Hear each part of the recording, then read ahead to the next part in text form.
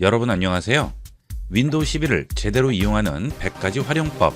이번 시간은 윈도우 11의 캡션 기능을 알아보겠습니다. 윈도우에서 제공하는 캡션 기능을 이용하면 인공지능이 여러분 컴퓨터에서 나오는 모든 소리를 자막으로 바꿔주죠. 캡션 기능을 이용하기 위해서 설정으로 들어가겠습니다. 윈도우 시작 버튼 누르시고 설정 들어갑니다. 그 다음 좌측에서 접근성 선택합니다. 그러면 아래쪽으로 내려가시게 되면 캡션이라고 있죠. 캡션 들어갑니다. 그러면 지금 현재 라이브 캡션이 꺼져 있죠. 이 라이브 캡션을 이용을 하게 되면 이렇게 컴퓨터에서 나오는 어떤 소리든 전부 자막으로 바꿔주게 됩니다. 라이브 캡션은 매번 이용할 때마다 여기 있는 설정에 들어와서 켜주셔야 되는데요. 불편하죠. 그래서 이거는 단축키를 외워두시면 빠르게 이용할 수가 있습니다. 윈도우 키와 컨트롤 L 키를 동시에 눌러주시면 캡션 기능이 실행이 됩니다. 자, 눌러볼까요? 윈도우 컨트롤 L 눌렀습니다. 자, 그러면 이렇게 자동으로 켜지게 되죠. 다시 닫아 볼게요. 그러면 꺼지죠. 자, 매번 여기 들어오지 않으셔도 간단하게 켜고 끌 수 있습니다. 자, 이제 캡션을 실행해 보겠습니다. 윈도우 컨트롤 L 누릅니다. 자, 그러면 이렇게 캡션 창이 나오게 되죠. 자, 이제 유튜브 또는 데스크탑에서 나오는 영상 어떤 것이든 전부 자막으로 바꿔주게 됩니다. 제 컴퓨터에 저장되어 있는 영상을 한번 틀어볼까요? 자, 지금 제 컴퓨터에 저장되어 있는 영상을 하나 열어봤습니다. 자, 이제 영상을 실행시키면 캡션에 자막으로 들어오게 됩니다. 자, 영상을 플레이 해볼게요. 자, 컴퓨터에 있는 하드 디스크를 SSD로 교체하기 위해서 컴퓨터를 한번 꺼내 봤는데요. 저는 이 컴퓨터를 좀 자주 청소를 합니다. 자, 어때요?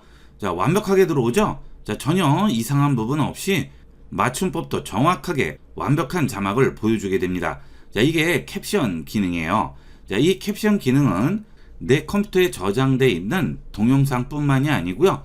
웹상의 영상들도 전부 자막으로 바꿔주게 됩니다. 자, 이렇게 유튜브에서 나오는 영상도 전부 자막으로 바꿔주게 돼요. 자, 유튜브 영상을 플레이 해볼까요? 여러분 안녕하세요. 컴퓨터를 처음 접하시는 분들이나 오랫동안 쓰신 분들도 컴퓨터의 기초 상식 용어들을 자, 이것도 문제없이 들어오고 있죠. 자, 그 외에 웹상에서 나오는 모든 소리를 전부 이렇게 자막으로 바꿔줄 수 있습니다. 자, 그런데 하나의 단점이 있죠. 이 캡션은 저장은 되지 않습니다. 자, 이런 식으로 캡션을 이용을 해서 자막으로 들을 수 있는데 만약 여러분이 한국어가 아니고 영어로 된 영상을 보실 경우에는 자막이 제대로 나오지 않습니다. 그 이유는 지금 한국어가 기본이 돼 있어서 그렇죠. 자, 캡션 창 상단에 보시면 톱니바퀴 설정이 있는데요. 이 설정을 누르시면 자막 언어를 바꿔줄 수 있습니다. 자, 지금 한국어로 되어 있죠. 자, 영어로 바꿔볼게요. 자, 그러면 영어일 경우에는 한국어를 제대로 인식을 못하겠죠? 영어만 인식이 제대로 되겠죠? 세계적인 강의 사이트인 테드에 들어왔는데요.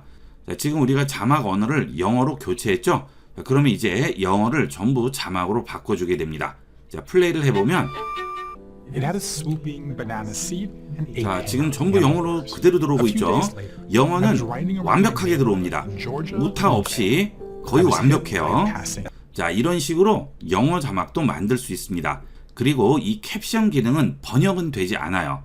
저는 지금 영어로 된 영상이 없어서 일단 유튜브를 이용을 하는데요. 전부 마찬가지가 되겠습니다. 여러분 컴퓨터에 저장되어 있는 영어로 된 영상도 똑같이 이용하시면 돼요. 자, 그 다음은 이렇게 영상들은 캡션으로 입력이 되지만 지금 제가 하는 말소리는 캡션에 들어가지가 않죠. 자, 이것도 캡션으로 넣을 수 있습니다. 상단 톱니바퀴 설정 버튼 누르면 기본 설정이라고 있죠. 여기서 마이크 오디오 포함을 선택하시게 되면 내가 마이크로 하는 말소리도 캡션으로 들어오게 됩니다. 해볼까요? 여러분 안녕하세요. 지금은 캡션 기능에 대해서 설명을 드리고 있습니다.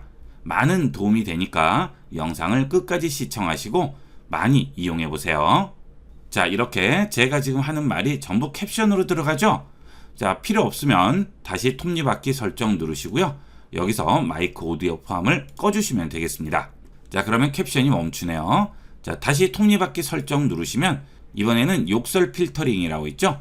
욕설이 나올 경우에는 전부 필터링을 해주게 됩니다. 자, 그리고 자막 언어가 현재 영어와 한국어 두 가지만 나오는데요. 여러 가지 언어도 추가할 수 있습니다. 자, 언어 추가한 다음 여기서 한국어와 영어 외에 다른 언어를 추가해 줄 수 있습니다. 언어 추가해 주시게 되면 여러 가지 언어들이 나오죠. 자, 이때 해당 언어 우측에 보시면 가능한 것들이 보이게 돼요. 표시 언어, 텍스트 음성 변환, 음성 인식, 필기 이렇게 네 가지가 지원되는 언어는 텍스트를 써서 음성으로 변환할 수도 있고 음성을 인식할 수도 있고 윈도우에 있는 이 자체 언어를 해당 언어로 표시할 수도 있고 화면에 글을 쓰게 되면 그것을 텍스트로 변환을 해주는 이 네 가지 기능을 지원을 할 수가 있는데요. 우측에 있는 이 아이콘들이 이 네 가지가 있어야만 네 가지 기능을 전부 지원을 하게 됩니다. 자, 어떤 언어는 하나도 지원을 하지 않죠. 자, 영어는 이미 설치되어 있으니까 딤드 되어 있지만 어쨌든 네 개가 전부 가능하죠. 자, 한국어는 어때요? 한국어도 설치되어 있으니까 딤드 되어 있는 거예요. 자, 한국어도 4개가 전부 가능하네요. 자, 이렇게 언어를 설치할 경우에는 가능한 기능들을 보고 설치를 하셔야 되겠습니다. 자, 이렇게 언어를 설치하게 되면 그 나라 언어를 캡션으로 이용할 수 있겠죠. 윈도우 11을 제대로 이용하는 100가지 활용법. 이번 시간은 컴퓨터의 저장 장치를 포맷하는 방법을 알아보겠습니다. 파일 탐색기를 열어보겠습니다. 그 다음 좌측에서 내 PC 선택합니다. 그러면 내 컴퓨터에 설치되어 있는 저장 장치들이 보이게 되죠. 지금 현재 3개의 드라이브가 장치되어 있는데요. C 드라이브, 즉 이렇게 윈도우가 표시되어 있는 드라이브는 OS, 즉 윈도우 11이 설치되어 있는 드라이브죠. 자, 그 다음 나머지 드라이브는 데이터를 저장하기 위해서 추가로 연결해 놓은 드라이브인데요. 이런 드라이브들과 또는 USB 메모리 또는 외장 하드디스크를 포맷을 할 때 제대로 포맷을 해야 좀 더 빠르고 안정적으로 이용할 수 있습니다. 우선 USB 메모리를 꽂고 어떤 식으로 포맷하는지부터 보도록 하겠습니다. USB 드라이브가 보이죠? 자, 이 USB 드라이브를 마우스 우측 버튼 누릅니다. 그리고 포맷으로 들어갑니다. 자, 이 포맷을 하는 이유는 드라이브 안에 있는 데이터를 완전히 삭제하고 이 드라이브를 초기화하기 위해서 포맷이라는 것을 하죠. 자, 지금 이 드라이브 안에 파일들이 들어있는데요. 자, 이 파일들을 휴지통에 버리면 제거가 되겠죠. 자, 하지만 지금 저장되어 있던 파일의 잔상이 남아있고요. 완전히 초기화된 상태가 아닌 거죠. 자, 예를 들어 여러분이 이사를 합니다. 그러면 기존에 있던 집에서 이삿짐을 모두 빼내죠. 하지만 완벽하게 깨끗한 상태가 아니죠. 이사 후에 남은 여러 가지 쓰레기들을 깔끔하게 청소를 하고 도배하고 장판까지 새로 해야 그 집이 완전히 초기화되는 것과 같이 이 드라이브도 동일하게 생각하시면 되겠습니다. 자료만 지운다고 해서 이 드라이브가 깔끔하게 정리된 상태는 아닙니다. 포맷을 해야만 완벽하게 초기화가 되는 거죠. 자, 그래서 포맷을 하게 되는데요. 이 포맷은 마우스 우측 버튼 누르고 포맷을 하게 되는데 파일 시스템을 제대로 지정을 해 주셔야 됩니다. 여기 파일 시스템을 눌러보시면 NTFS, FAT32, EX, FAT 세 가지가 있는데요. 윈도우 11의 경우 윈도우가 설치되는 드라이브는 NTFS로 포맷을 해 주셔야 됩니다. 자, 그 대신 이 NTFS로 포맷을 하게 되면 똑같이 NTFS로 포맷된 드라이브가 있는 컴퓨터에서는 인식이 되지만 이 NTFS로 포맷이 되면 문제가 하나 있습니다. 자, 예를 들어 여러분이 외장 하드디스크를 NTFS로 포맷을 했어요. 자, 그 다음 다른 컴퓨터에 외장 하드디스크나 이런 드라이브를 연결을 하는데요. 그 컴퓨터는 C 드라이브가 NTFS로 포맷이 되어 있지 않습니다. 그 경우는 NTFS를 인식을 하지 못하는 거죠. 시스템이 NTFS로 되어 있는 시스템에서만 NTF 포맷을 인식할 수 있습니다. 그래서 이 NTFS는 컴퓨터에 장착되어 있는 드라이브를 포맷할 때 NTFS를 이용하게 됩니다. 자, 그 다음 외장 하드디스크는 그러면 어떤 것으로 포맷을 할까요? 자, 외장 하드디스크는 EXFAT으로 포맷을 해주시면 됩니다. FAT32의 단점은 이렇게 컴퓨터에 있는 파일을 USB 메모리로 복사하고자 할 때 4기가 이상 되는 파일을 복사할 수가 없습니다. 그게 최고의 단점이죠. 그래서 이 FAT32는 예전 컴퓨터에 많이 이용을 하게 되는데요. 요즘은 동영상도 많이 복사하고 하시기 때문에 파일 하나가 4기가가 넘는 경우가 있죠. 그럴 때는 FAT32로 포맷된 USB 드라이브에는 이런 영상 파일 같은 것들을 복사를 할 수가 없는 거죠. 그래서 요즘은 이런 USB 드라이브도 FAT32보다는 EXFAT으로 거의 포맷을 합니다. 이 EXFAT은 용량에 상관없이 복사를 할 수 있어요. 그 대신 EXFAT으로 포맷이 되면 여러 시스템에서 이 EXFAT으로 포맷된 드라이브를 열어볼 수 있죠. 외장 하드 디스크라든지 USB 메모리 같은 경우에는 EXFAT으로 포맷을 해주시면 되겠고요. 컴퓨터에 아예 장착되어 있는 드라이브는 NTFS로 포맷해 주시면 되겠습니다. 자, 그 다음 USB 메모리를 윈도우 10이나 윈도우 11이 아니고 그 이전 버전 윈도우에 연결해야 할 경우가 있습니다. 그럴 때는 FAT32로 해주셔야 되겠죠. EXFAT은 윈도우 10 이전 윈도우에서는 인식을 할 수 없습니다. 그래서 아주 예전 컴퓨터나 요즘 컴퓨터에 USB 메모리를 왔다 갔다 이용을 하시려면 FAT32로 포맷을 해주셔야 되겠죠. 그게 아니라면 외부로 연결하는 저장 장치는 전부 EXFAT으로 포맷해 주시면 되겠습니다. 자, 잘 기억을 해두도록 하세요. 자, 그 다음은 포맷 옵션인데요. 빠른 포맷을 하게 되면 특별한 장비가 있을 경우 포맷해서 지운 그 드라이브의 내용을 다시 살릴 수 있습니다. 완벽하게 삭제한 게 아니고요. 일종의 파일 위치를 기록한 목록만 삭제했다고 보시면 되겠습니다. 그래서 파일을 복사하게 되면 기존에 있던 위치에서 그냥 덮어 써지는 거죠. 자, 하지만 빠른 포맷을 끄고 포맷을 하게 되면 기존에 저장돼 있던 파일까지 완전히 삭제를 하게 되는 거죠. 자, 그 대신 시간은 좀 더 오래 걸립니다. 좀 더 안전하게 포맷을 하려면 빠른 포맷을 끄고 포맷하시고요.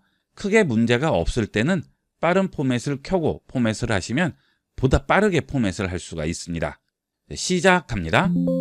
자, 그러면 데이터가 지워진다고 하죠. 확인합니다. 자, 그러면 간단하게 포맷할 수 있죠.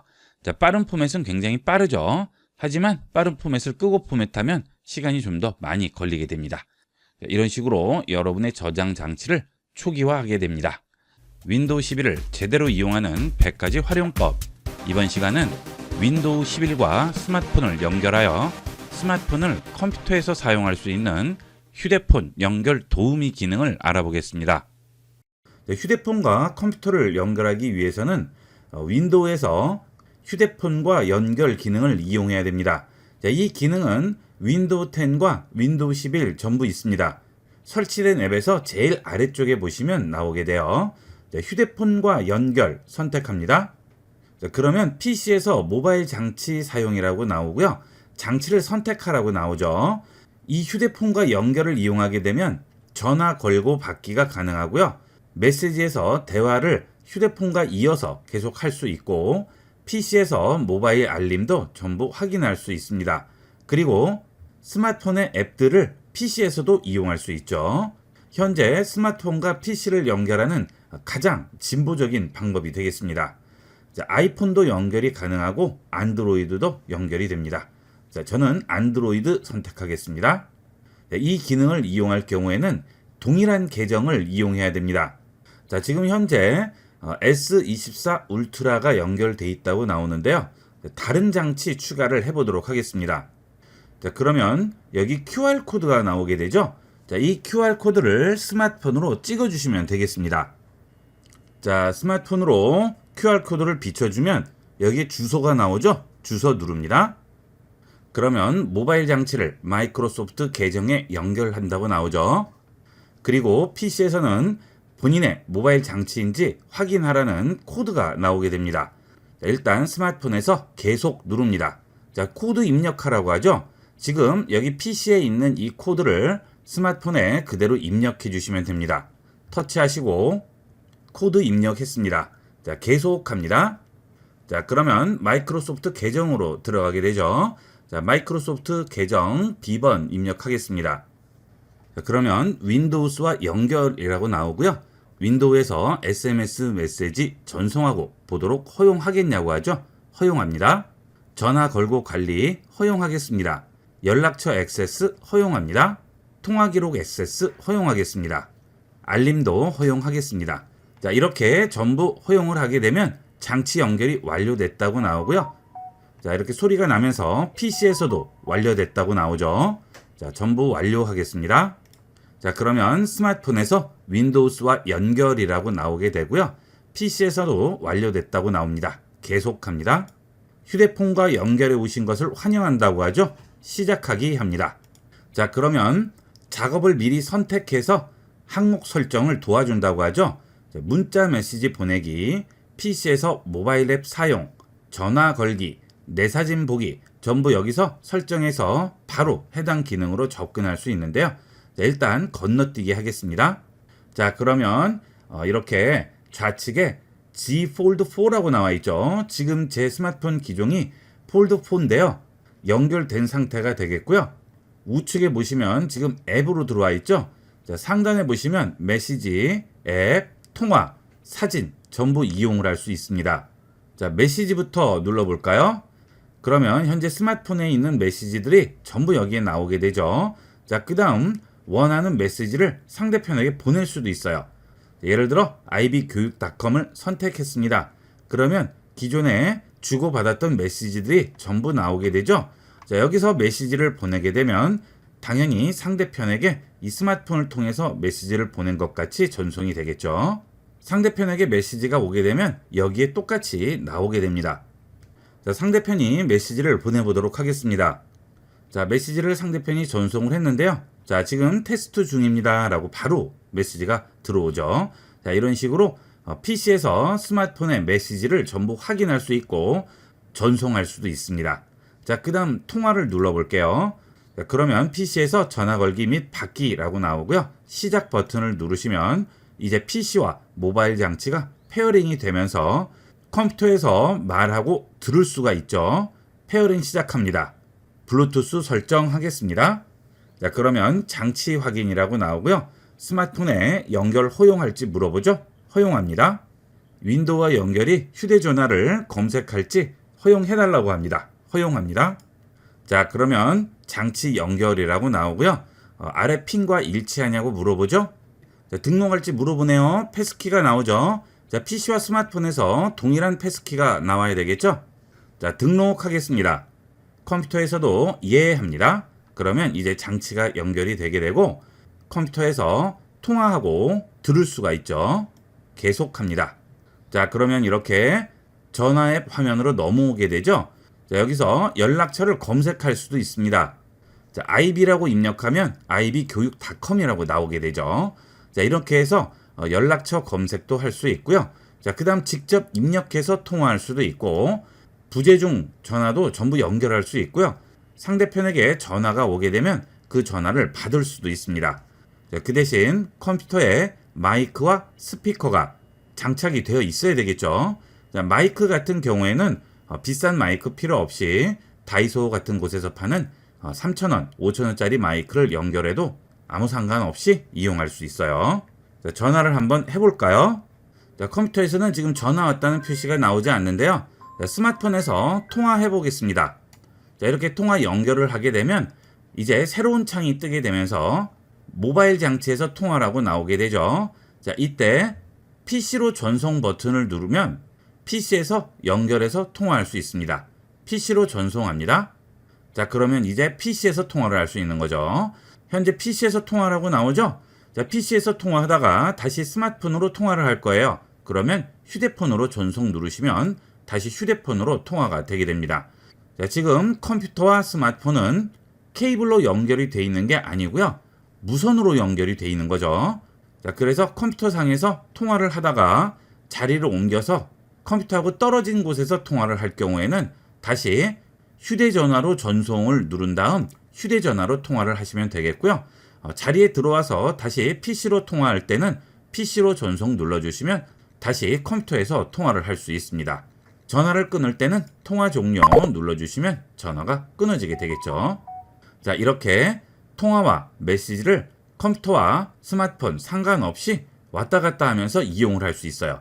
컴퓨터 앞에서 작업을 할 경우에는 특히나 편리하게 이용할 수가 있겠죠.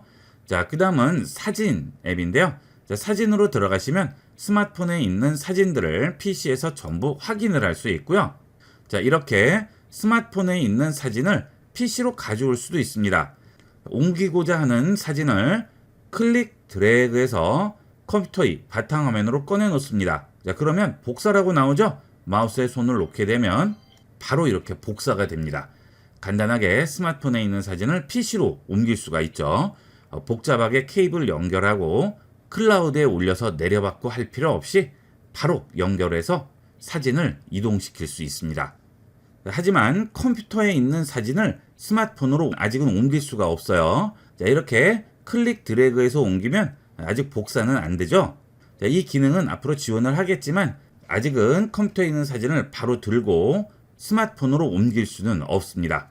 자, 그 다음 앱 버튼 눌러볼게요. 자, 그러면 스마트폰에 있는 앱들을 전부 PC에서 사용할 수 있습니다. 여러분이 스마트폰에서 이용하는 앱들이 있겠죠. 자, 그런 앱들을 컴퓨터에서 그대로 이용을 할 수 있어요. 자, 이 기능을 이용하면 모바일 팩스도 바로 컴퓨터에서 이용할 수가 있겠죠. 자, 팩스 같은 경우에는 전화번호가 있어야만 이용을 할 수 있지만 스마트폰에는 전화번호가 등록이 되어 있기 때문에 컴퓨터에 전화번호가 없더라도 간단하게 모바일 팩스를 이용을 해서 팩스를 주고받을 수 있습니다. 자, 모바일 팩스 실행을 하시면 모바일 팩스 실행이 됐는데요. 여기서 원하는 사진이나 문서 간단하게 전송을 할 수 있겠죠. 자, 그 대신 이 모바일 팩스도 스마트폰 안에 있는 자료만 전송을 할 수 있기 때문에 미리 전송할 사진이 있을 경우 스마트폰에 복사를 해 놓으시고 여기서 첨부해서 전송을 하시면 되겠죠. 그 외에도 네이버 지도라든지 티맵이라든지 전부 이런 식으로 실행을 할 수 있습니다. 자, 지금 PC 화면에서 실행이 돼 있죠. 자, 이런 식으로 내비 기능도 전부 PC에서 이용을 할 수 있어요. 자, 그 외에도 OTT 서비스라든지 또는 TV를 보는 앱을 통해서 PC에서 TV를 볼 수도 있겠죠. 그리고 게임도 컴퓨터에서 그대로 이용할 수가 있겠습니다. 외부에서 노트북을 많이 이용하시는 분들은 특히나 활용도가 매우 높다고 할 수 있겠습니다. 자, 그 다음에 좌측에 있는 화살표를 눌러서 창을 열게 되면 자, 지금 연결된 스마트폰이 나오게 되는데요. 이 스마트폰을 클릭하게 되면 휴대폰 화면 열기 기능이 실행되고 이렇게 미러링식으로 나오게 됩니다. 자, 지금 상태는 PC에 맞게 다시 재설정이 되어 있는 상태지만 여기 있는 휴대폰을 누르게 되면 휴대폰 화면이 그대로 다시 뜨게 되죠. 미러링과 동일한 기능이 되겠습니다. 자, 그 다음은 스마트폰에서 나오는 소리를 PC에서 재생도 할 수가 있는 거죠. 자, 그 다음에 우측 상단에 있는 톱니바퀴 설정 누르시게 되면 좌측에 보시면 휴대폰 모양이 보이죠? 자, 이걸 누릅니다. 자, 이 디바이스 메뉴로 들어오시게 되면 현재 연결된 스마트폰 외에 새로운 디바이스를 추가할 수도 있습니다. 자, 여러분들이 여러 대의 스마트폰을 연결해서 이용하실 경우 새 디바이스 추가에 가셔서 앞서 연결한 방법과 동일한 방법으로 또 다른 휴대폰도 연결을 할 수 있습니다. 자, 이 경우 스마트폰 명의자가 달라도 상관없죠. 계정만 동일한 계정을 이용하신다면 얼마든지 새로운 디바이스로 추가해서 그때그때 필요한 디바이스를 연결해서 이용할 수가 있겠습니다. 자, 새로운 디바이스가 추가될 경우 여기에 선택됨을 선택을 할 수 있죠. 자, 그러면 아래쪽에 있는 디바이스를 선택하게 되면 위에 있는 디바이스는 연결이 끊어지게 되겠죠. 자, 이렇게 여러 개의 디바이스를 하나의 컴퓨터와 연결을 해서 활용할 수가 있겠습니다. 이렇게 해서 이번 시간은 윈도우 11에서 휴대폰을 연결하여 휴대폰의 기능을 컴퓨터에서 활용할 수 있는 휴대폰 연결 도우미에 대해서 알아봤습니다. 윈도우 11을 제대로 이용하는 100가지 활용법. 이번 시간은 윈도우 11의 화면 분할 기능을 알아보겠습니다. 컴퓨터를 이용을 하실 때 여러 개의 창을 열어놓고 이용할 경우 화면 분할 기능을 이용하면 화면을 깔끔하게 정리할 수 있는데요. 그 기능은 따로 설정하지 않아도 윈도우 기본 기능으로 활용할 수 있습니다. 윈도우 바탕화면에서 정리할 윈도우를 클릭 드래그 합니다. 자, 그러면 상단에 이렇게 막대가 하나 나오게 되죠. 자, 그 막대 위에 윈도우를 잡고 얹습니다. 자, 그러면 여러 가지 화면 분할이 나오게 되는데요. 자, 첫 번째는 전체 화면을 내가 지정한 윈도우와 그 다음은 마이크로소프트 엣지가 위치하게 됩니다. 자, 그 다음 다시 두 번째는 한쪽은 내가 원하는 윈도우가 배치가 되고요. 나머지는 열려있는 윈도우 중에 내가 선택한 윈도우가 위치가 되겠죠. 자, 메모장을 선택을 해 볼게요. 자, 그러면 이렇게 두 개로 배치가 되죠. 자, 다시 또 위쪽으로 붙입니다. 자, 그러면 이번에는 좌측이 좀 더 넓고 우측은 좀 더 좁죠. 자, 그 다음은 좌측은 하나만 나오고 우측은 위아래로 나오게 되고요. 또 하나는 화면을 네 부분으로 분할하게 되죠. 좌측은 하나, 우측은 두 가지로 분할을 한번 해볼까요? 자, 좌측에 원하는 윈도우를 얹고 마우스를 놓게 되면 자, 나머지 위쪽에 어떤 윈도우를 배치할지 선택하는 화면이 나오게 됩니다. 자, 여기서 원하는 화면을 선택합니다. 그러면 그 아래쪽은 또 어떤 윈도우를 배치할지 여기서 선택하라고 하죠. 자, 선택해 볼게요. 자, 그러면 이렇게 화면 전체를 세 가지로 분할을 할 수 있죠. 컴퓨터 이용하실 때 보통 창들을 적어도 두세 개 이상은 열어놓고 이용하시는데요. 이렇게 해서 깔끔하게 정리하시면 화면 보기가 훨씬 편리해집니다. 자, 해제는 윈도우를 그냥 잡고 움직이시면 바로 해제가 되죠. 언제든지 필요하시면 다시 화면 위쪽에 붙이게 되면 원하는 구역으로 다시 설정할 수 있겠죠. 복잡한 화면은 깔끔하게 정리해서 이용하도록 하세요. 윈도우 11을 제대로 이용하는 100가지 활용법. 이번 시간은 컴퓨터가 시동될 때 실행되는 시작 앱 설정에 대해 알아보겠습니다. 하단 작업 표시줄 윈도우 시작 버튼, 마우스 우측 버튼 클릭합니다. 그 다음 작업 관리자로 들어갑니다. 자, 그 다음 좌측에서 시작 앱 선택해 주세요. 자, 그러면 내 컴퓨터가 처음에 시동이 될 때 자동적으로 실행되는 앱들이 있습니다. 또는 그런 기능들이 있어요. 자, 그런 것들을 전부 보여주게 되는데요. 이 시작 앱에 꼭 필요하지 않은 앱들이나 기능이 실행되게 되면 컴퓨터를 부팅할 때 속도가 느려지게 되고요. 컴퓨터 이용을 할 때도 이 앱들이나 기능이 항상 백그라운드에서 실행이 되어 있는 상태가 되기 때문에 컴퓨터 속도도 느려지게 되죠. 그래서 이 시작 앱에서 처음에 실행될 때 꼭 필요 없는 앱들은 중지를 시켜줄 수 있습니다. 여기 쭉 보시게 되면 LG 스피드 미터라고 있는데요. 자, 이것은 인터넷 속도 측정 앱이 되겠습니다. 저는 LG U+를 이용하기 때문에 LG 스피드 미터를 U+ 홈페이지에서 다운받아서 설치해 놨는데요. 여러분들도 사용하시는 통신사 앱에서 제공하는 속도 측정 앱을 설치를 해 놓으시면 가장 확실하게 인터넷 속도를 측정할 수 있어요. 이거는 참고로 알아두도록 하세요. 저는 LG U+로 설치를 해 놨는데요. 이 앱을 보시면 지금 상태가 사용이라고 되어 있죠. 지금 시작 앱에 들어와 있는 상태죠.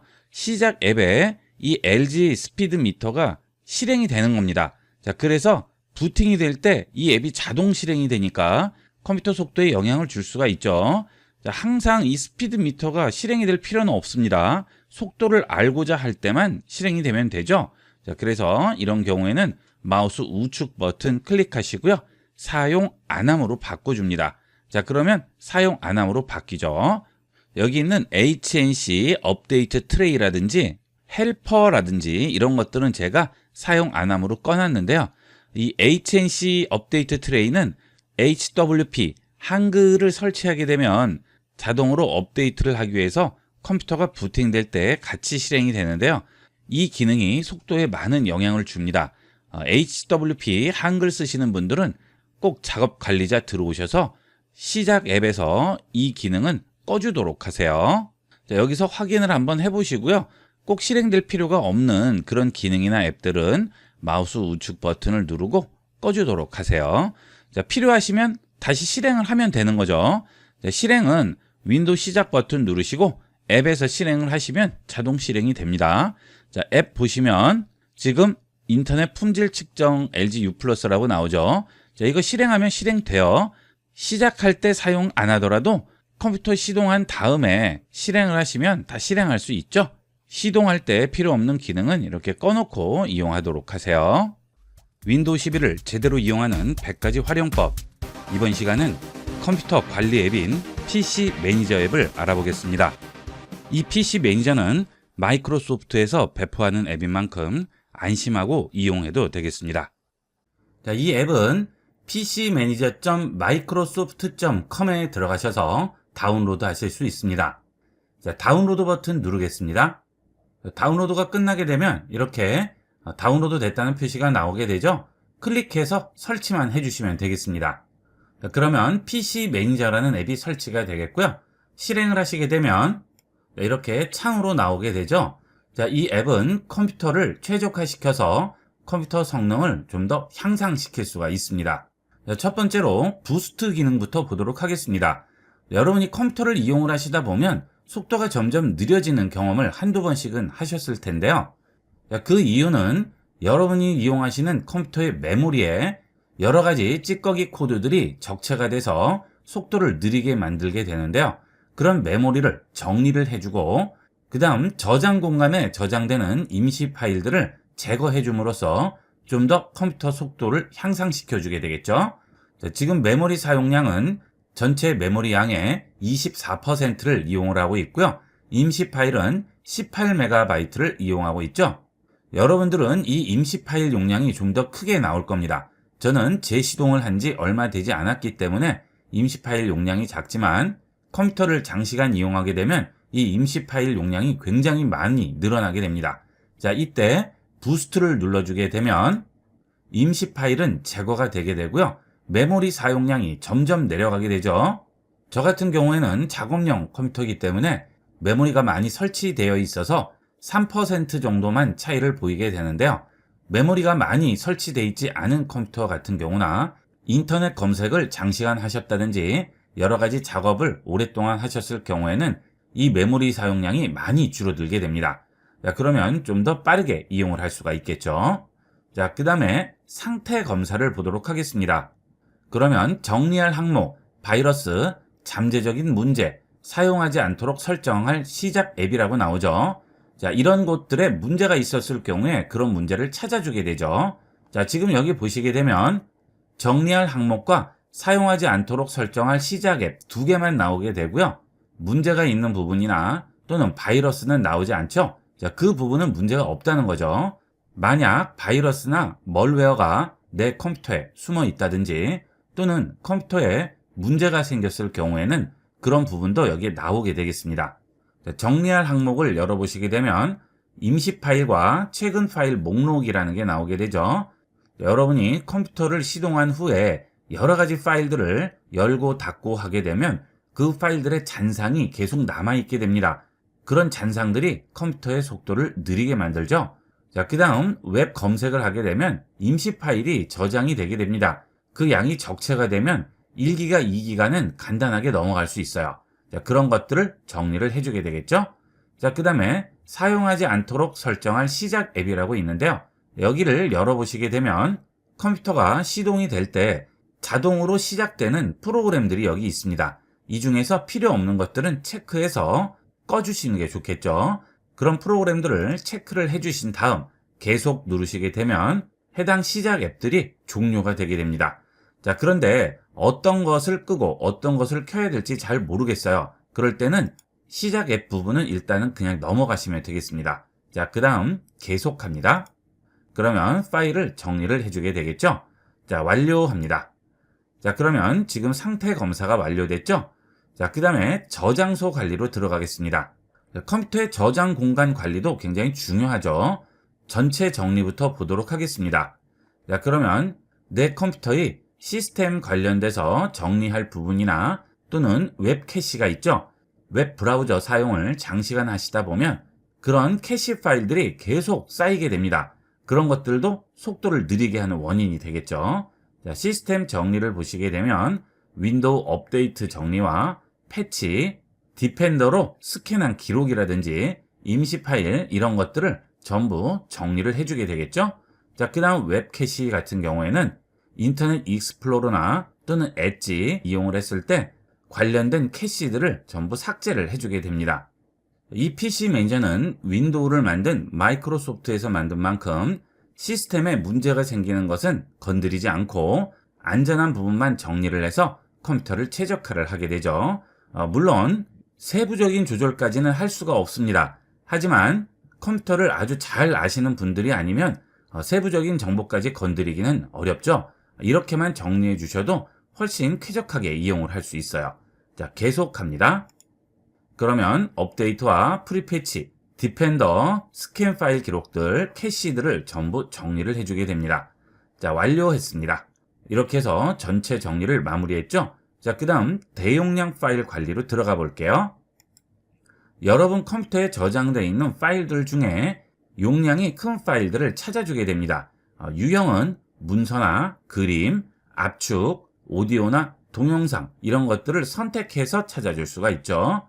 보통 10메가, 50메가, 100메가는 큰 문제가 없지만 1기가 정도 되는 용량이 크죠. 자, 이런 것들은 검사를 해주시는 게 좋겠죠.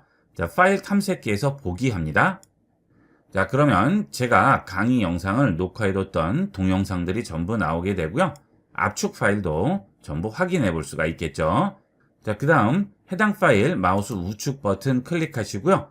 그 다음 속성 들어가시게 되면 경로도 확인할 수가 있겠죠. 자, 이런 식으로 검색을 하셔서 필요 없는 파일들은 정리를 해주시면 되겠죠. 자, 그 다음 앱 관리가 되겠습니다. 자주 사용하지 않는 앱이나 거의 사용되지 않는 앱들을 제거해서 공간을 절약하게 되죠. 자, 들어갈게요. 자, 그러면 설정 창이 열리게 되면서 설치된 앱으로 들어오게 됩니다. 자, 여기 있는 PC 매니저에서 이용하지 않으면 우리가 일일이 설정으로 들어가서 설치된 앱까지 찾아 들어와야 되지만 이렇게 이용하면 하나씩 들어가야 되는 관리 과정을 한 번에 압축해서 이용할 수가 있겠죠. 자, 설치된 앱에 보시면 설치된 날짜가 나오게 됩니다. 이 날짜를 보시고 오래전에 설치를 했는데 이용하지 않는 앱들은 되도록이면 지우도록 하세요. 보통 2, 3개월 이상 사용하지 않는 앱은 거의 쓰지 않는 앱들이죠. 과감하게 제거를 해주시면 되겠습니다. 나중에 필요할 때 다시 설치하시면 되겠죠. 자, 그 다음 스토리지 센스죠. 자, 이것도 설정해서 일일이 찾아 들어가야 되지만 여기서 간단하게 연결해서 열게 됩니다.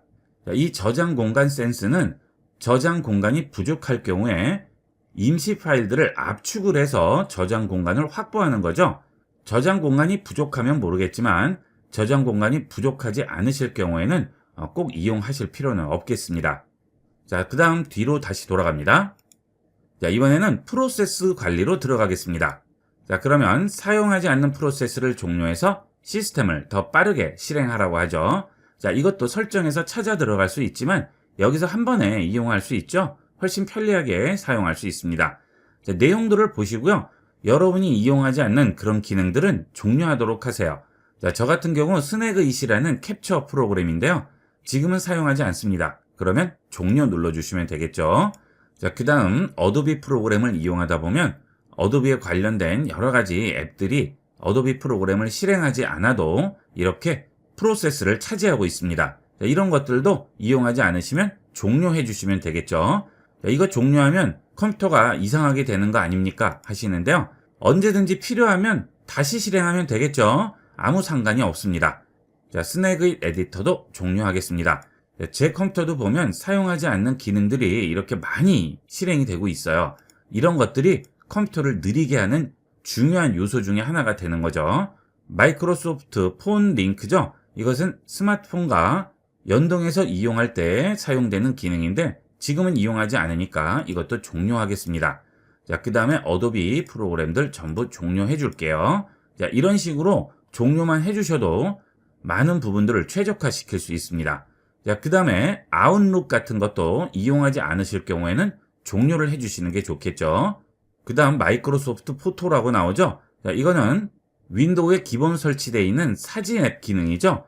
지금 당장 사진을 본다거나 하지 않으면 이런 것도 다 종료를 해주도록 하세요. 이렇게 정리만 해주셔도 시스템이 훨씬 원활하게 작동이 되게 됩니다. 자, 뒤로 돌아갈게요. 자, 그 다음 시작 앱이죠. 시작 앱 들어가겠습니다. 자, 이 부분은 앞서 상태 검사에서 본 사용하지 않도록 설정할 시작 앱 부분하고 동일한 기능이 되겠죠. 자, 여기 시작 앱 들어가시게 되면 시작 시 영향과 시작 시 작동을 끄거나 켤 수가 있습니다. 자, 아크로벳 같은 경우에는 아크로벳을 이용을 해서 PDF 프로그램을 볼 때만 이용하는 것이기 때문에 꼭 켜져 있을 필요는 없죠. 앞서 말씀드린 것과 같이 여기 있는 시작 앱을 끄더라도 나중에 그 앱을 실행하면 다시 실행이 되게 되니까 필요 없는 기능들은 끄시면 되겠습니다. 어도비 업데이트 이런 것도 꺼주시고요. 스낵의도 끄도록 하겠습니다. 자, 이렇게 해서 필요 없는 앱들은 전부 꺼주도록 하시고요. 그 다음 여러분 컴퓨터를 이용을 해서 금융 사이트나 관공서에 많이 접속을 하시는 분들은 이런 보안 프로그램들이 많이 설치가 되어 있을 거예요. 저는 작업용 컴퓨터라서 금융 앱이나 관공서는 잘 들어가지 않는데요. 보통은 컴퓨터에서 많이들 이용을 하시기 때문에 보안 앱이 최소 2~3개에서 많게는 5~6개까지 설치가 되어 있을 겁니다. 자, 그런 앱들도 컴퓨터가 시동될 때 꼭 켜져 있을 필요가 없죠. 관공서 사이트나 금융 사이트에 들어갈 때 자동으로 시작되게 되니까 전부 끄고 이용을 하도록 하세요. 자, 이렇게 해주시면 부팅 속도도 훨씬 빠르게 이용할 수가 있습니다. 자, 이 내용들이 정리에 관련된 내용이고요. 자, 그 다음 보안으로 들어가 보도록 하겠습니다. 자, 보안에 들어가 보시면 윈도우 업데이트와 기본 브라우저 설정, 작업 표시줄 복구와 팝업 관리까지 전부 할 수가 있죠. 자, 윈도우 업데이트 들어가 보겠습니다. 그러면 지금 내 컴퓨터에 설치되어 있는 드라이버에 업데이트가 있을 경우 이렇게 전부 보이게 됩니다. 자, 그때 업데이트 해주시게 되면 해당 드라이버를 업데이트 할 수 있죠. 자, 그렇지 않으면 설정에 들어가서 또는 제어판에 들어가서 일일이 하나씩 업데이트 해줘야 되죠. 굉장히 귀찮습니다. 아주 간단하게 업데이트 할 수 있습니다. 업데이트 해볼게요. 자, 그러면 자동으로 알아서 업데이트를 해주게 됩니다. 자, 그 다음 기본 브라우저 설정과 작업 표시줄 복구 기능이 있죠. 자, 작업 표시줄의 모양을 바꿨을 경우에는 복구를 하는 기능인데요. 이 두 가지는 최적화에는 그렇게 크게 필요는 없죠. 자, 여기는 넘어가도록 하겠습니다. 자, 그 다음에 팝업 관리가 있죠. 팝업 관리 들어갑니다. 자, 팝업 차단을 활성화해서 앱에서 팝업 창 차단을 한다고 하죠. 자, 여기를 켜게 되면 여러분 컴퓨터에서 광고 팝업이 나올 경우 그런 것들을 전부 차단을 해주게 됩니다. 자, 가끔 윈도우에서 광고 창들이 나오는 경우가 있습니다. 그런 광고 창들은 주로 우측 하단에 많이 나오게 되는데요. 이렇게 팝업 차단을 이용하게 되면 그런 팝업들을 많이 줄일 수가 있어요. 자, 그 대신 윈도우에서 알려주는 그런 팝업 창까지 전부 차단이 됩니다. 예를 들면 바이러스 검사를 해서 바이러스를 발견했다든지 또는 의심되는 파일을 삭제했다든지 이런 팝업까지 전부 차단이 되겠죠. 이 팝업 관리는 여러분 필요에 따라서 광고가 많이 나올 경우 이용을 하시면 되겠어요. 이렇게만 해주셔도 간단한 작업으로 여러분 컴퓨터를 최적화시킬 수가 있고요. 보다 쾌적하고 안전하게 이용을 할 수 있겠죠. 앞서 말씀드린 대로 설정이나 제어판에 들어가셔서 해당 부분들을 세부적으로 조절하는 것은 안 되겠지만 전반적인 최적화에는 아주 유용하게 활용할 수가 있겠습니다. 자, 그 다음 상단에 보시면 톱니바퀴 설정 버튼이 보이죠? 설정 버튼 누릅니다. 그리고 설정으로 들어가세요. 자, 그러면 스마트 부스트 설정이라고 있는데요. 메모리 사용량이 많거나 1기가 이상의 임시 파일이 있는 경우 PC 매니저가 PC를 자동으로 향상시킨다고 하죠. 우리가 매번 부스트 버튼을 누르지 않아도 스마트 부스트 기능이 알아서 최적화를 해주게 되겠죠. 자, 그 경우 PC 매니저가 켜져 있어야만 가능하겠죠. 자, 여기서 로그인할 때 자동 시작에 켜기 끄기를 할 수 있습니다. 자, 그 다음 자동 업데이트는 켜놓는 게 좋겠죠. 자, 이렇게 간단한 앱 하나 설치로 여러분 컴퓨터를 보다 빠르고 안정적으로 이용할 수 있습니다. 자, 이번 시간은 여기까지 하도록 하겠습니다. 감사합니다.